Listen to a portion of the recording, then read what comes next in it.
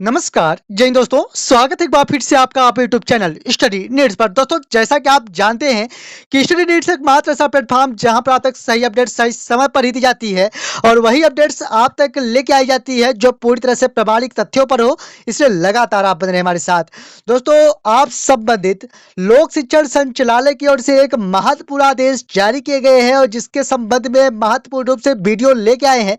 सबसे पहले अगर हम बात करें आपके साथ, तो यहाँ पर आप देख पा रहे होंगे लोक शिक्षण संचालय की ओर से आदेश जारी किए गए हैं 17/5/2024 की स्थिति में।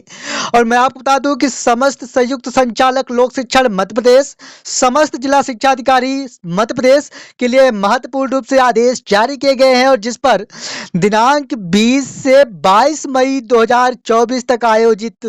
बैठक में जानकारी उपलब्ध कराने के संबंध में महत्वपूर्ण रूप से आदेश जारी किए गए हैं। और निश्चित ही कह सकते हैं कि इस आदेश के बाद से काफी ऐसे अतिथि शिक्षक हैं जो प्रभावित होने जा रहे हैं, या फिर कह सकते हैं कि हजारों की संख्या में यहाँ पर अतिथि शिक्षकों के ऊपर यहाँ पर रेड अलर्ट देखने को मिलने जा रहा है। दोस्तों, यहाँ पर अगर हम बात करें आपके साथ, तो यहाँ पर आप स्पष्ट हो पा रहे होंगे कि यह जो बैठक है यह उच्च पद प्रभार की समीक्षा के संबंध में की जानी है और इससे संबंधित जो जानकारी है वो गूगल ड्राइव सीट शेयर की गई है। कृपया युक्त सीट में जानकारी की प्रविष्टि कर उसकी हस्ताक्षरित प्रति के साथ बैठक में उपस्थित होना सुनिश्चित करें। इस प्रकार से यहाँ पर बात की गई है। बात आती है कि यहाँ पर क्या कुछ स्थितियां बन सकती हैं, तो मैं आपको बता दूं कि जैसा कि आप जानते हैं कि वर्ग 1 में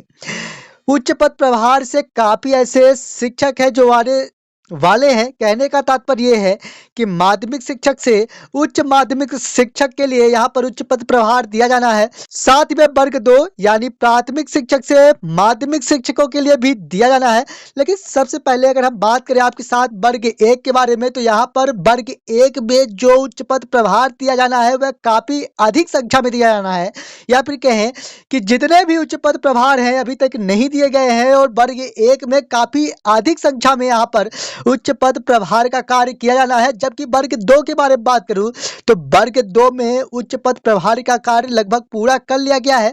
20% मात्र और बचे हुए हैं। बाकी पदों पर उच्च पद प्रभार दिया जा चुका है। सिर्फ 20% पदों पर ही अब वर्ग 2 में उच्च पद प्रभार दिया जाना है, जिससे साफ जाहिर होता है कि वर्ग 1 में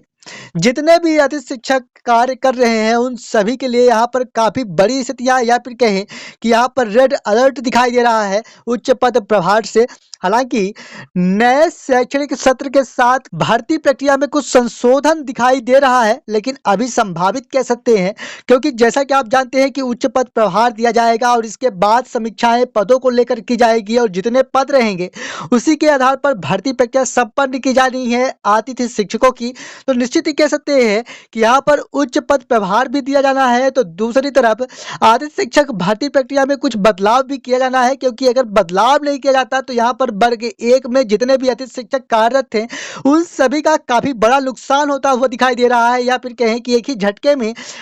वर्ग 1 में जितने भी अतिथि शिक्षक हैं वे बाहर होते हुए दिखाई दे रहे हैं। तो निश्चित ही कह सकते हैं कि इस पर कुछ नई प्रक्रिया के तहत इन अतिथि शिक्षकों को फिक्स किया जाएगा, जैसा कि पूर्व मुख्यमंत्री जी की ओर से भी घोषणाएं की गई थी उसके अनुसार। लेकिन यहाँ पर हम देखें तो उच्च पद प्रभार के साथ वर्ग 1 में जितने भी कार्यरत अतिथि शिक्षक हैं उन सभी का काफी बड़ा नुकसान होता हुआ दिखाई दे रहा है, क्योंकि यहाँ पर उच्च पद प्रभार दिया जाना है वर्ग 1 में और वर्ग 2 में, और जहां पर वर्ग 1 में काफी अधिक संख्या में उच्च पद प्रभार दिया जाना है तो वही वर्ग 2 में सिर्फ 20%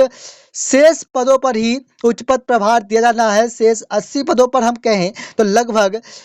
उच्च पद प्रभार का कार्य पूर्ण कर लिया गया है। तो इस प्रकार से जो स्थितियां बन रही हैं तो कुछ अलग प्रकार की स्थितियां बन रही हैं और उच्च पद प्रभार के बाद से जो भी भर्ती प्रक्रिया संपन्न की जाएगी नए तर्जों पर की जाएगी, इस प्रकार की संभावनाएं बन रही हैं, क्योंकि किसी भी आधे शिक्षकों का नुकसान न हो, इस प्रकार से पूर्व मुख्यमंत्री जी की ओर से भी कहा गया था और वर्तमान मुख्यमंत्री जी की ओर से भी कहा गया है। तो निश्चित ही कह सकते हैं कि इस प्रकार की व्यवस्था की जानी चाहिए ताकि जो भी उच्च पद प्रभार से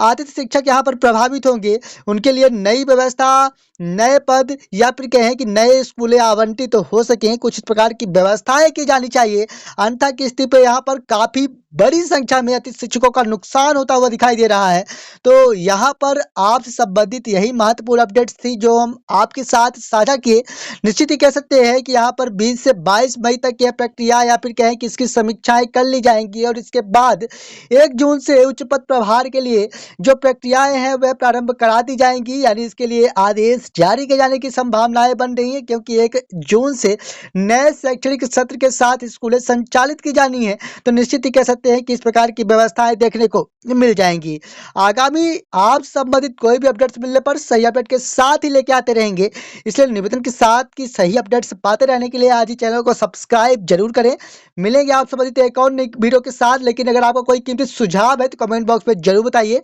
तब तक के लिए धन्यवाद।